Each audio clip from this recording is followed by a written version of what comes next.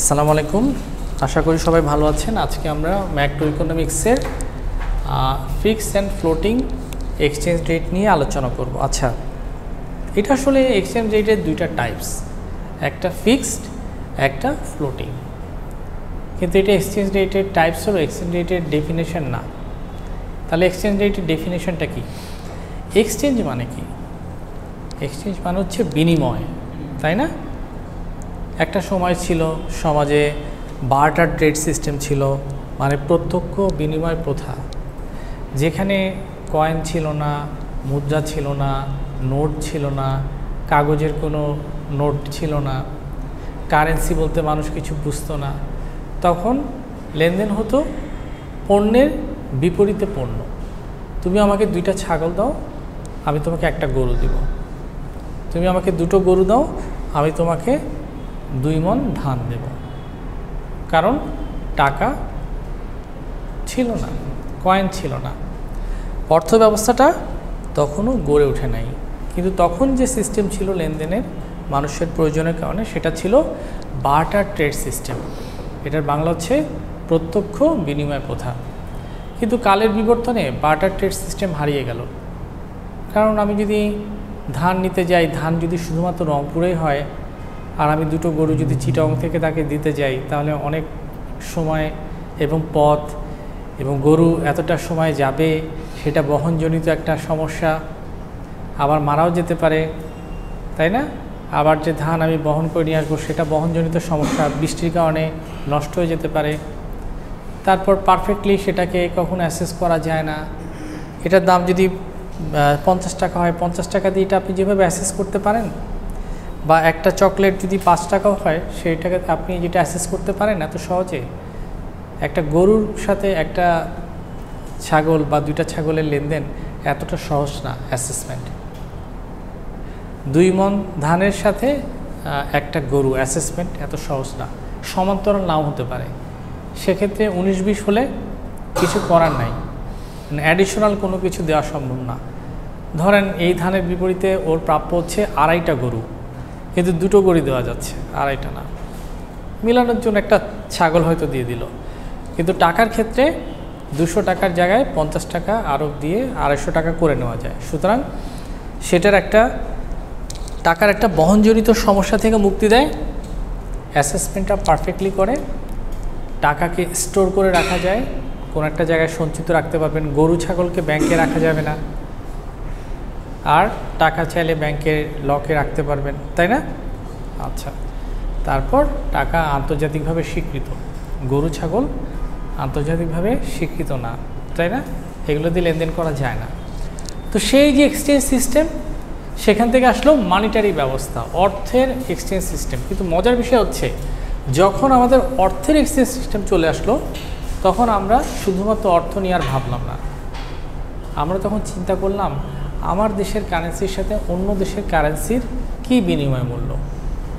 আমি তো বাংলাদেশি টাকা, সে হচ্ছে আমেরিকান ডলার, সিঙ্গাপুরেও ডলার আছে, সিং ডলার বলে, অস্ট্রেলিয়ার ডলার আছে, অস ডলার বলে, কানাডাতেও ডলার, কানাডিয়ান ডলার। কিন্তু সব ডলারের মূল্যমান সমান না।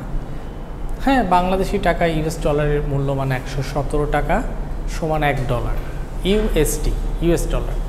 কিন্তু অস্ট্রেলিয়ান ডলারের মূল্যমান অতটা না। এইভাবে কানাডিয়া এবং সিঙ্গাপুরিয়ান ডলারের মূল্যমান উঠানামা করে।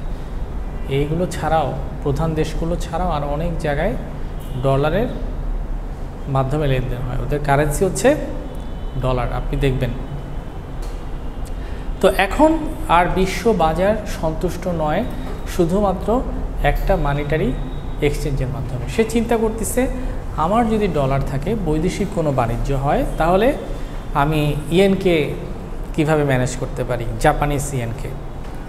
আমি যদি মালয়েশিয়ান রিঙ্গিটের মাধ্যমে কোনো একটা এক্সচেঞ্জ করি, তাহলে আমি ওয়ান চীনের মুদ্রাকে কিভাবে ম্যানেজ করব।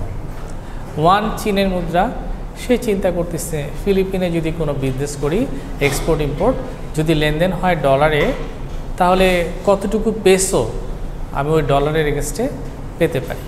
পেসো হচ্ছে ফিলিপিনের কারেন্সি নাম। যেমন বাংলাদেশের টাকা, ফিলিপিনে পেসো, মালয়েশিয়ার রিঙ্গিট, ইউরোপিয়ান ইউনিয়নগুলোতে কি ইউরো, তাই না? আচ্ছা, তো সবচেয়ে পাওয়ারফুল হচ্ছে ডলার। ডলারটা ইন্টারন্যাশনাল মার্কেটে প্রমিনেন্সি সবচেয়ে হাই। যে কোনো কারেন্সি আপনি দেখবেন ডলার এগেনস্টে ইভ্যালুয়েট করা হয়, এবং সেটা অবশ্যই ইউএসডি, ওকে, ইউএস ডলার, ইউনাইটেড স্টেটসের ডলার। আচ্ছা, ইউকে, গ্রেট ব্রিটেন এগুলোতে হচ্ছে আবার পাউন্ড।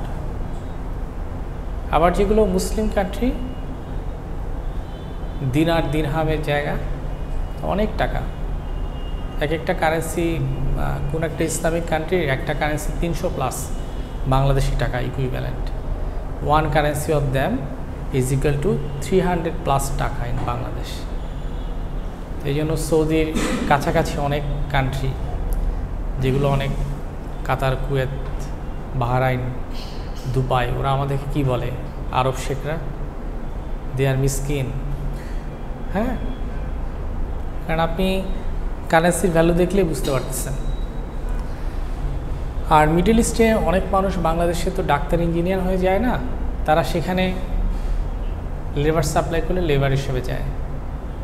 এই জন্য তারা মনে করে যে গরিব দেশ, পশ্চাৎপদ একটা দেশ, তে কল আস মিসকিন।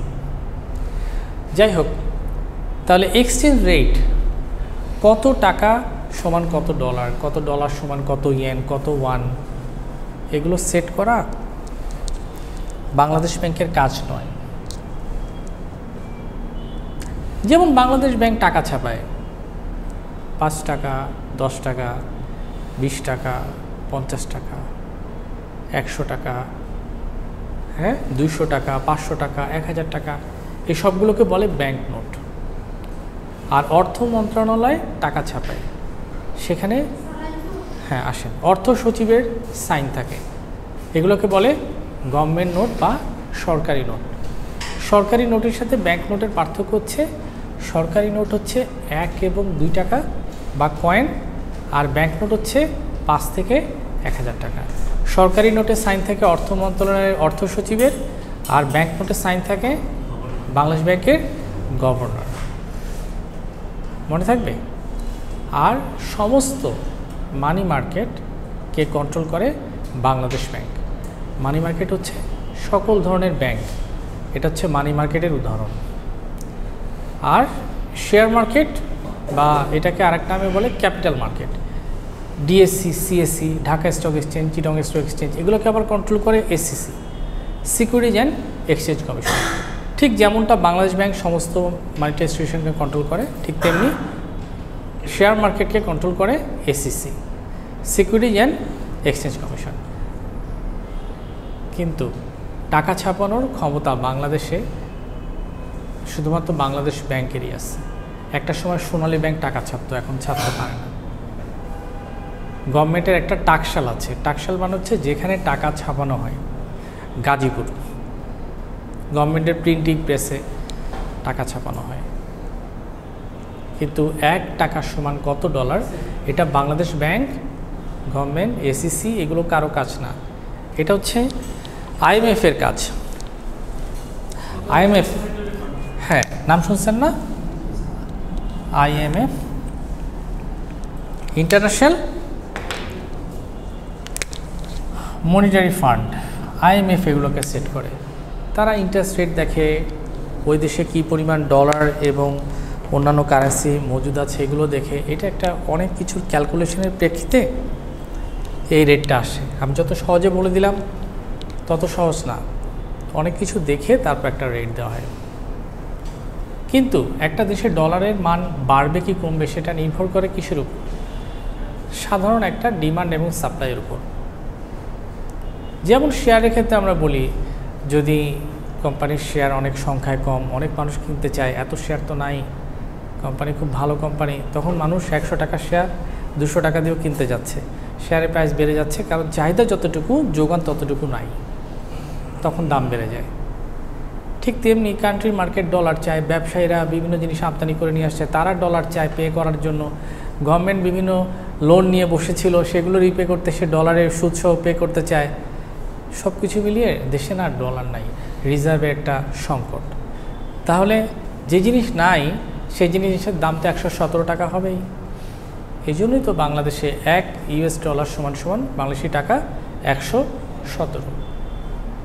কিন্তু যদি এরকম হতো যে অনেক বিদেশিরা টাকা পাঠাচ্ছে, ফরেন রিজার্ভ হাই, গভর্নমেন্ট তেমন একটা পে করতেছে না লোনের জন্য, ডলারকে ডলার শুধু স্তূপ আকারে জমা হচ্ছে বাংলাদেশ ব্যাংকের লকারে, তখন বাঙালি বলবে না আমি তো 117 টাকাতে ডলার কিনবো না, ওই দিন আমার আর নাই, এটা 2030 সাল। সুতরাং তুমি 90 টাকা দিবা $1। সুতরাং এটাও কিন্তু চাহিদা এবং যোগানের তারতম্যের কারণে বাড়তে বা কমতে পারে। বুঝতে পারলেন? যেমন শেয়ারের দাম বাড়ে কমে, জিনিসপত্রের দাম বাড়ে কমে, ঠিক তেমনি ডলারের প্রাইসটা ওইভাবে মার্কেটের ডিমান্ড এবং সাপ্লাইয়ের কারণে বাড়তে এবং কমতে পারে। যাই হোক, fix exchange rate, exchange rate $1 সমান 117 টাকা। গভর্নমেন্ট চিন্তা করলো না এত টাকা পে করতে পারবো না, যত ধরনের লেনদেন হবে কারেন্সি কিছুদিনের জন্য আমি 100 টাকা ধরবো, মানে $1 সমান 100 কি টাকা। এখন আমি যখন কর্পোরেট চুক্তি করব বিভিন্ন কোম্পানির সাথে, ওকে বলবো এটা গভর্নমেন্ট স্কিমে এত তারিখ থেকে এত তারিখ 3 মাসের জন্য বা 6 মাসের জন্য গভর্নমেন্ট আমাদেরকে একটা ফিক্স এক্সচেঞ্জ রেট করতে বলেছে, তুমি এটাতে পোষালে বিজনেস করো, আদারওয়াইজ দরকার নাই। গভর্নমেন্ট অনেক পাওয়ারফুল একটা এন্টিটি, সে চাইলে টাইমকেও এদিক সেদিক করতে পারে। যেমন ঘড়ি কাঁটা 2 ঘন্টা এগিয়ে দেওয়া, সূর্যের আলো ভালো ব্যবহার করতে পারবেন, ঘড়ি কাঁটা 1 ঘন্টা পিছিয়ে দেওয়া, এরকম আগেও হয়েছে, আপনারা কখনো পেয়েছেন কিনা জানি না। হ্যাঁ, তো কিছু সময়ের জন্য রাষ্ট্র ব্যবস্থাতে সে যদি এটাকে ব্লক করে দেয় তাহলে কিছুটা লাভবান হবে, সব সময়ের জন্য না। তো এটা ডিসাইড করবে কে? ফিক্স করে দেওয়াটা গভর্নমেন্ট ডিসাইড করবে। গভর্নমেন্ট সেন্ট্রাল ব্যাংকে বলবে, এটা একটা অটোনমাস বডি, স্বয়ংক্রিয়ভাবে চলবে। একটা স্বায়ত্তশাসিত প্রতিষ্ঠান হচ্ছে কি? হ্যাঁ, বাংলাদেশে সবগুলো সরকারি বিশ্ববিদ্যালয়, কিন্তু স্বায়ত্তশাসিত বিশ্ববিদ্যালয় কয়টা? 4টা, ঢাকা, চিটাগং, রাজশাহী আর জাহাঙ্গীরনগর ইউনিভার্সিটি। জাহাঙ্গীরনগর কিন্তু অনেক পুরানো ইউনিভার্সিটি। আর স্বাধীনতার পরে প্রথম এস্টাবলিশ ইউনিভার্সিটি কি? যতটুকু মনে পড়ে ইসলামী ইউনিভার্সিটি কুষ্টিয়া। ওকে, এটা স্বাধীনতার পরে, কিন্তু স্বাধীনতার আগে ছিল ঢাকা, চিটাগং, রাজশাহী, জাহাঙ্গীরনগর। রাজশাহী গেছেন কখনো? গেছেন? শিক্ষানগরী। আর শিল্পনগরী কি? হ্যাঁ, একটা সময় খুলনাকে বলা হতো চিটাগং, শিল্পনগরী, বাণিজ্য নগরী। বাংলাদেশের কমার্শিয়াল ক্যাপিটাল সিটি চিটাগং, বাণিজ্যিক রাজধানী, কারণ পোর্ট আছে, বিজনেস আছে অনেক, যেটা অন্যান্য জায়গায় নাই।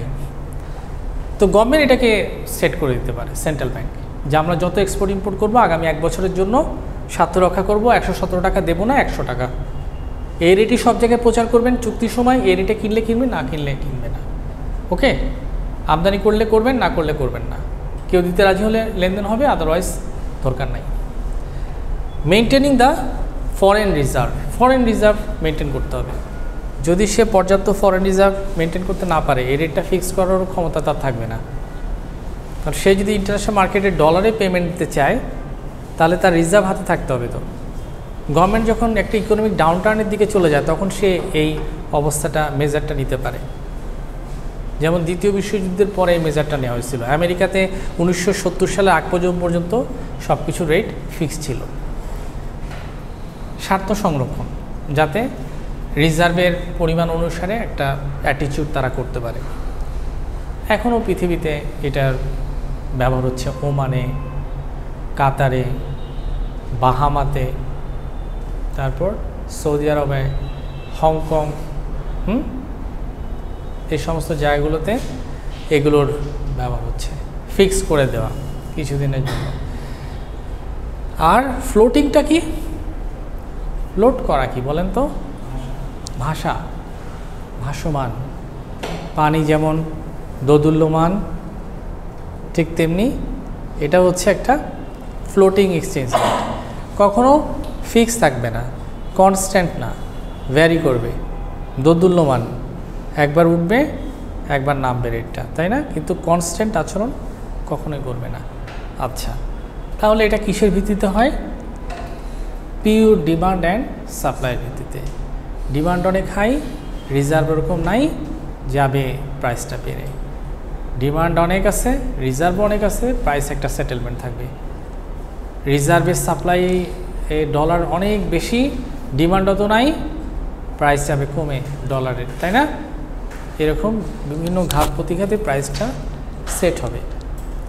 তো ফ্লোটিং মানে এটা কনস্ট্যান্ট কিছু না, ফিক্সড কিছু না, এটা ঠিক বিপরীতমুখী। তাহলে আপনাদেরকে ছেড়ে দিই আজকে, নাকি আর একটু ধরে রাখবো? আচ্ছা, ছেড়ে দিচ্ছি, চলে যান তাহলে।